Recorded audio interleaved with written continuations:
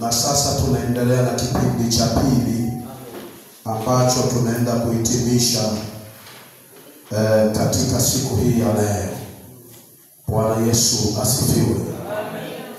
Na niseme mambo machache kabla sija kuletea neno la Mungu.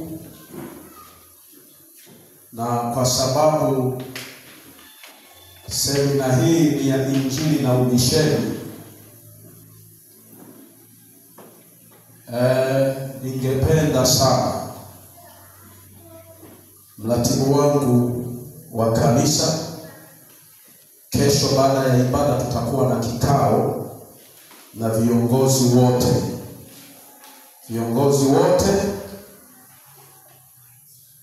wa idara hii ya injili na umisheni.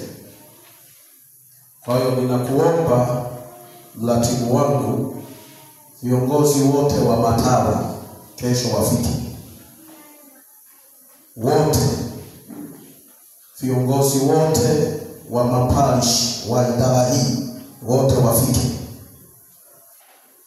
Wasipofika basi wewe utaenda kwenye yale matawi moja baada ya jingine, kwa sababu kuna majukumu ya kufanya, na kila mwezi mtatuma taarifa jimboni. Bwana Yesu asifiwe sana. Sasa wale walioko kule chini wasipopata haya maelekezo, utapata taarifa kutoka wapi? Kwa lazima hawa watu wawepo. Ni muhimu sana. Kwa hiyo utoe taarifa kesho,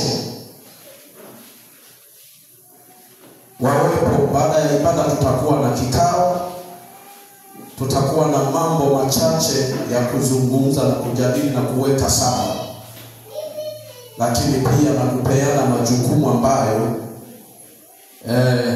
tutapaswa kuyasimamia ndani ya kanisa letu. Bwana Yesu asifiwe sana. Bwana Yesu asifiwe sana. Lakini pia kesho wewe mshirika, wewe uliyefika leo, niombe upeleke taarifa kwa washirika wenzako. Kesho sio siku ya kukosa. Bwana Yesu atusaidie sana. Kuna mambo muhimu ambayo kesho nitaongea yapatayo kusaidia. Tunaelewana wapendwa? Kazi ya injili sio ya wachungaji tu. Kazi ya injili ni ya kila mtu, hasa wale waliompokea Yesu kuwa Bwana na Mwokozi wa maisha yao. Biblia inasema kila aliye na Mwana hakosi nini? Kila aliye na Mwana hakosi nini? Ushuhuda. Sasa mpaka na wapagani wanaibeba injili. Sembuse wewe. Kisoma kwenye Biblia kuna watu walibeba injili, walikuwa wapagani na Mungu akawapa majina ya heshima. Tunaelewana?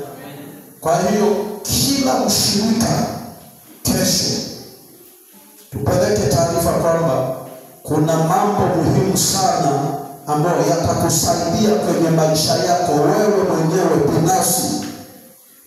Kama unataka kuona Mungu kwenye maisha yako, kuna kanuni na zenyewe ni rahisi mno.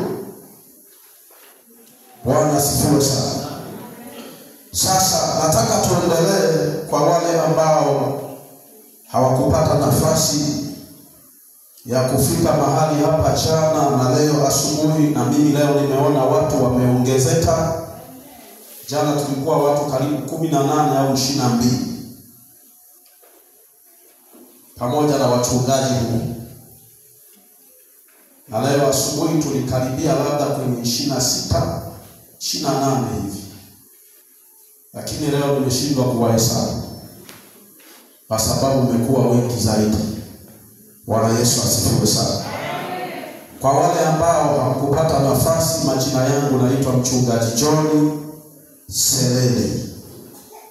Natokea kanisa la FPCT Shinyanga, parish ya Shinyanga mjini, tawi la Christian Center. Bwana Yesu asifiwe sana. Namshukuru Mungu amenipa nafasi hii kupitia idara hii ya Injili na Umisheni Chimbo. Waliona ninafaa wakanituma kufika mahali hapa, na lengo ni kuhamasisha Wakristo wasimame na Injili na Umisheni.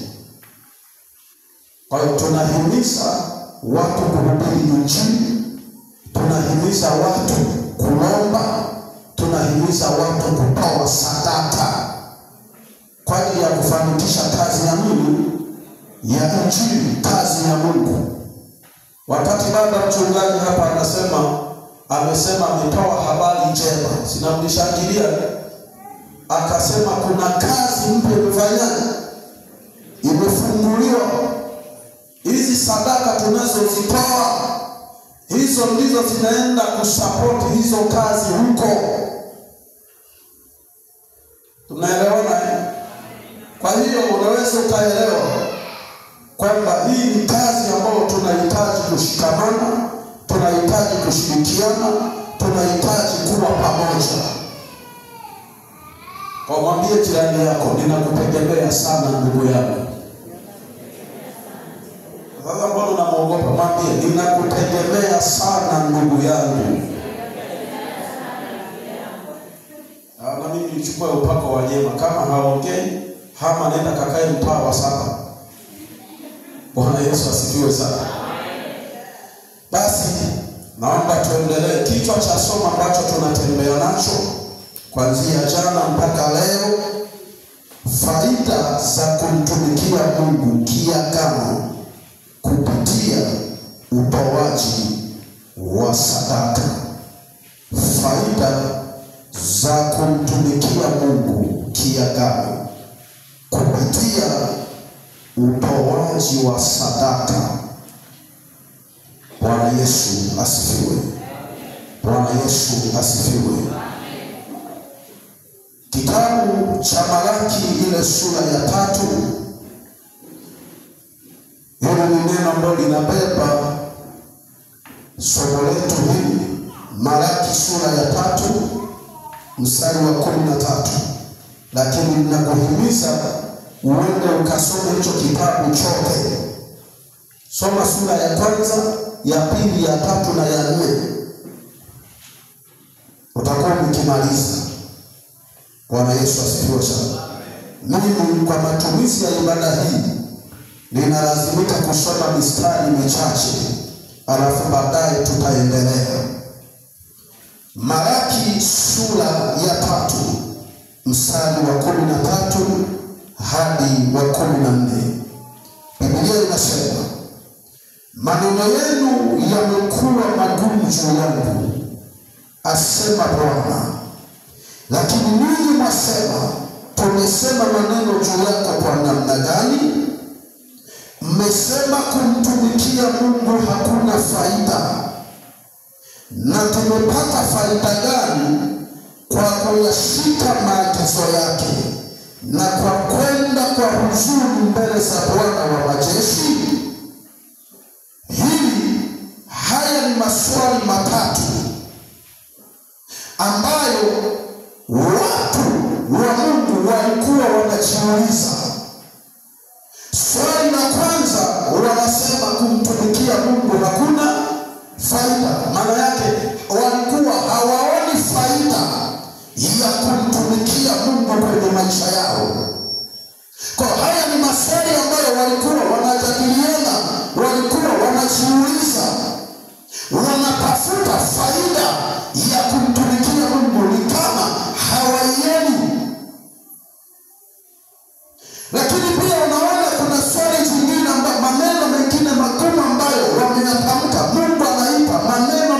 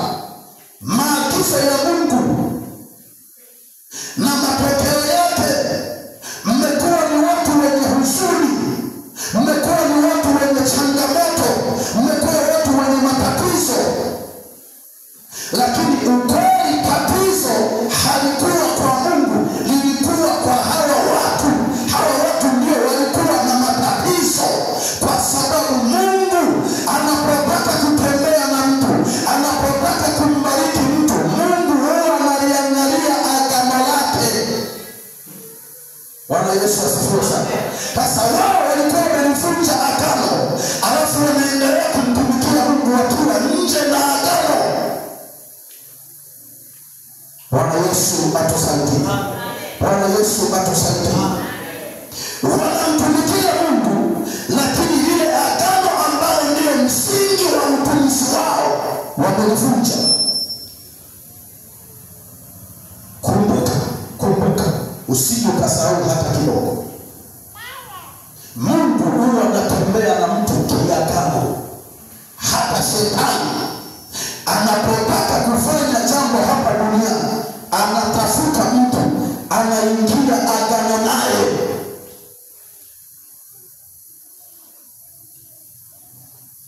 Tunaelewana hapo? Kwa hiyo mtu anapovunja hiyo agano, uwe na uhakika kuna mambo tu yataharibika kwenye maisha yake. Okay, ngoja nijaribu kuzungumza kwenye lengo hili. Wangapi wameoa? Wachache sana. Wangapi wameolewa? Kuna wengine wameolewa lakini wananiangalia tu. Unanyosha mkono mpaka nikwambie ushushe. Alafu wengine wananyosha namna hii. Bwana Yesu atusaidie. Unaweza ukashusha. Ndoa ni agano. Tunaelewana? Ndoa ni nini? Ni agano. Okay, agano ni nini? Agano ni makubaliano ya kiwasia yenye mkataba kati ya pande mbili zenye kufanya kazi kwa kushirikiana kwa karibu. Narudia tena. Agano ni makubaliano ya kiwasia. Ni makubaliano ya kiwasia yenye mkataba kati ya pande mbili zenye kufanya kazi kwa kushirikiana kwa karibu. Bwana Yesu asifiwe. Bwana Yesu asifiwe. Kwa tunapozungumza agano la ndoa, maana yake ni makubaliano ya kiwasia kati ya mwanaume na mwanamke kwamba watashirikiana kwa karibu kiroho, watashirikiana kwa karibu kimwili, watashirikiana kwa karibu kiakili, watashirikiana kwa karibu kifikra na kihisia. Bwana Yesu asifiwe. Bwana Yesu asifiwe. Sasa mtu akivunja agano, nini kinatokea? Uhusiano utaendelea kuwa mzuri? Bwana Yesu asifiwe sana. Bwana Yesu asifiwe sana. Sikiliza, palipo na agano kuna mkataba, na huwa kuna alama za uaminifu zinazotambulisha kwamba huyu ana agano. Alama ya uaminifu ya kudumu kwenye agano la ndoa ni pete.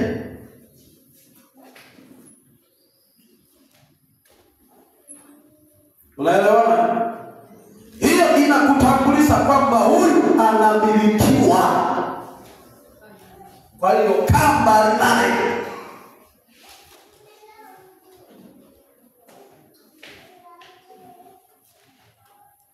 Bwana Yesu asifiwe.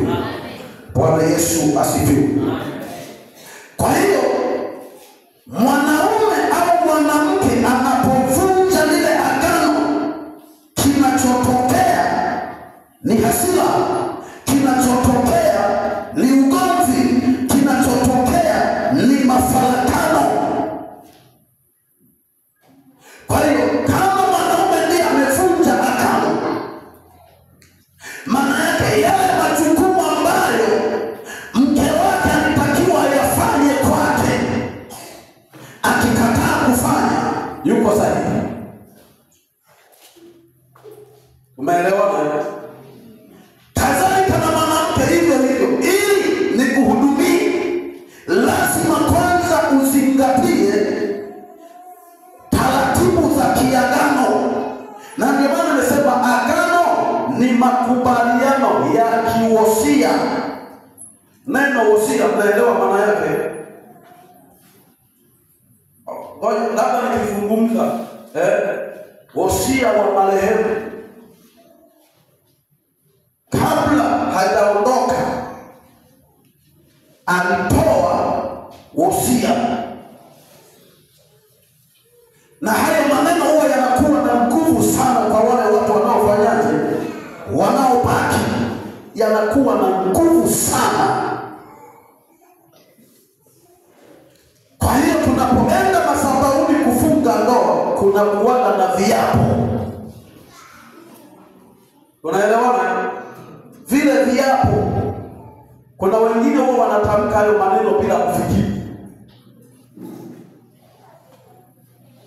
Anasema nitakuwa mwaminifu katika shida na raha. Mnaingia kwenye ndoa, mnaanza kula miguu ya kuku na nyama na nini, mambo ni fresh. Magumu yakianza, anatimua mbio. Nenda utakako kwenda, lile agano limekufunga, ulitamka mwenyewe. Ukikimbia utakusifikiri utakuwa salama huko. Unaelewana? Sasa hao watu walivunja agano na Mungu wao. Sasa wamevunja agano, wanataka Mungu aendelee kuwajibika juu yao. Sikiliza, Mungu ana msimamo kuliko kitu chochote. Mmenielewa? Na ndio maana kati ya mistari ambayo huwa inanifikirisha sana kwenye Biblia ni ile mstari wa Mathayo sura ya 7 mstari wa 21 na 23. Pale kuna maneno magumu. Yesu anasema hivi, si kila mtu aniitaye Bwana Bwana ataingia kwenye ufalme wa Mungu. Ufalme wa Mungu umebeba na agano. Nanielewa? Anasema wengi watakuja, anasema tulitoa pepo kwa jina lako, tuliponya wagonjwa kwa jina lako, tulifanya miujiza kwa jina lako, tulinena kwa lugha. Alafu anasema ondokeni kwangu ninyi mtendao mabaya.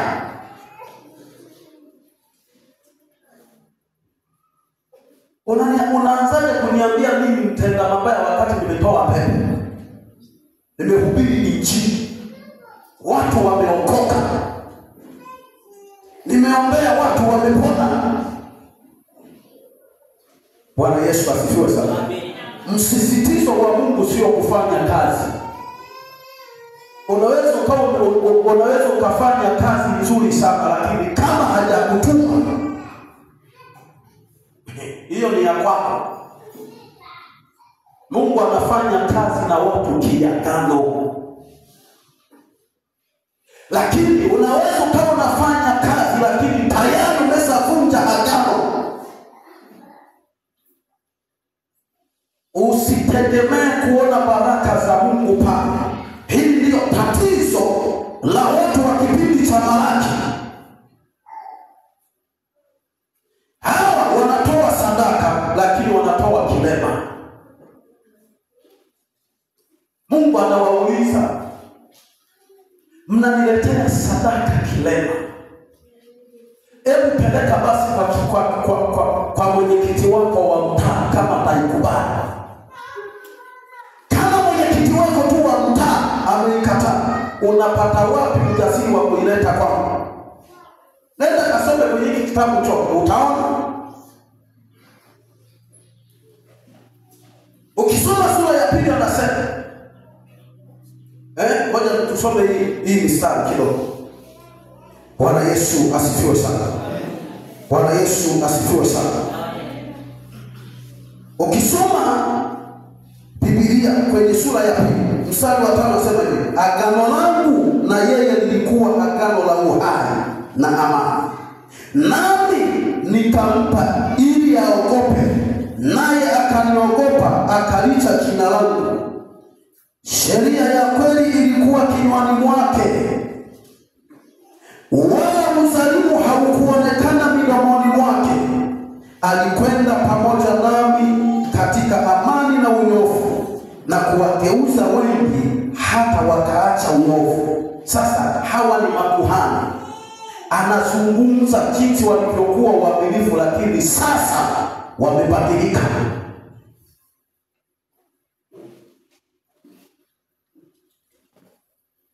Bwana Yesu asifiwe. Bwana Yesu asifiwe. Bwana Yesu atusaidie. Ukisoma sura ya 1 kuanzia ule mstari wa 6 kwenye kitabu hiki, najaribu kukupa summary uone. Anasema hivi: mwana humheshimu baba yake na mtumishi humcha bwana wake. Basi kama mimi ni baba yenu, heshima yangu iko wapi?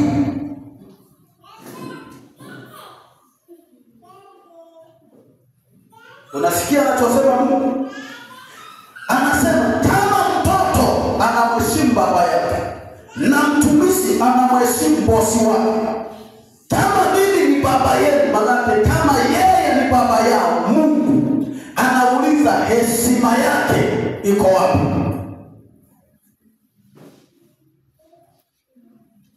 Kama kumtumikia Mungu alafu ukiwa huna heshima kwake, huna nidhamu kwake, ni kazi bure. Hiki ndicho kilichowakuta hawa watu, ni kazi bure. Anasema kama mimi ni baba yenu, heshima yangu iko wapi? Anawauliza.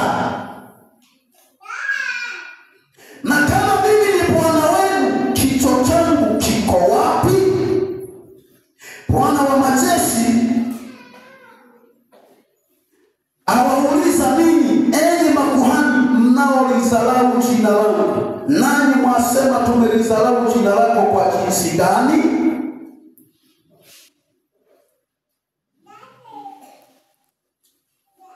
Unaweza ukaelewa. Unaweza ukaelewa. Sasa kwa wale waliokuwepo asubuhi, nilikupa faida ya kwanza.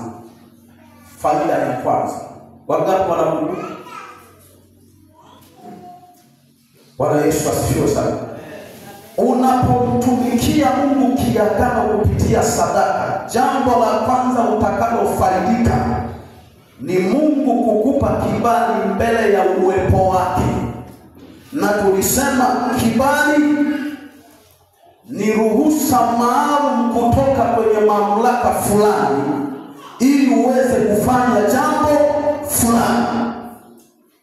Kwa hiyo maana yake, mtoa sadaka ambaye anatoa sadaka kwa imani, yule ambaye anatoa sadaka kwa imani wala hatoi sadaka kwa mazoea. Tulisema asubuhi, nataka nikupitishe tu kidogo ili upate picha. Wala hatoi sadaka kwa nini? Kwa mazoea. Faida ya kwanza utakayoipata, utapata kibali kwa Mungu. Maana yake utakubalika mbele za nani?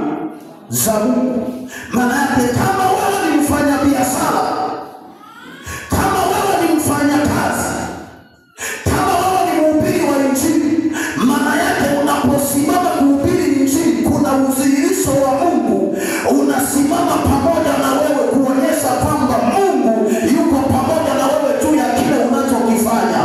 Na kama wewe ni mfanya biashara, vile vile unapoanza kufanya biashara, kuna udhihirisho wa Mungu unakuwa pamoja na wewe.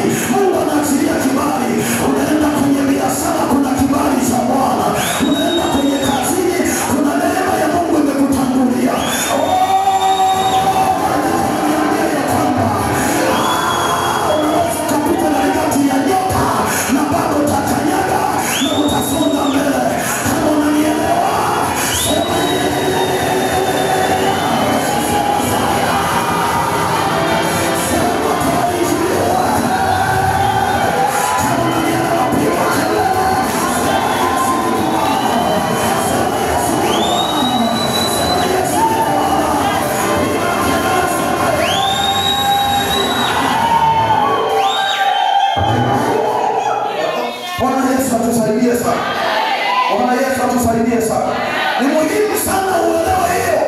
Maandiko yanasema kwa imani Habili alimtolea Mungu dhabihu iliyopoa. Kwa nini? Kwa imani, hakutoa kwa mazoea.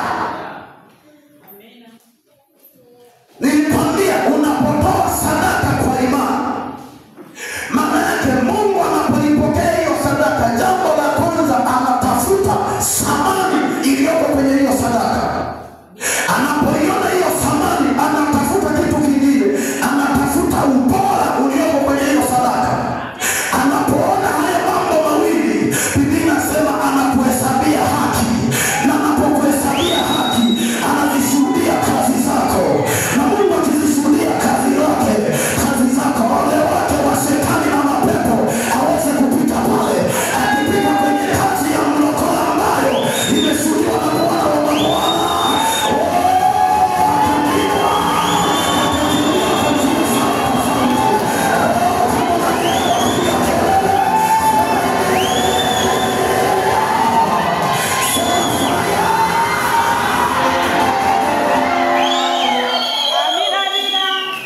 Bwana Yesu atusaidie sana. Nataka nikupe faida ya pili. Faida ya pili. Unapomtumikia Mungu kiagano kupitia utoaji wa sadaka. Faida ya pili. Mungu kufunga agano la urithi lenye alama ya kudumu katika maisha yako. Mungu atafunga agano na wewe. Hilo ni agano la urithi linalotengeneza alama ya kudumu kwenye maisha yako. Nitakufundisha kwa mifano, na tutaangalia mifano ya watu wawili kutokea kwenye Biblia. Mfano wa kwanza ni agano la urithi la Mungu kwa Ibrahimu. Agano la urithi la Mungu kwa Ibrahimu.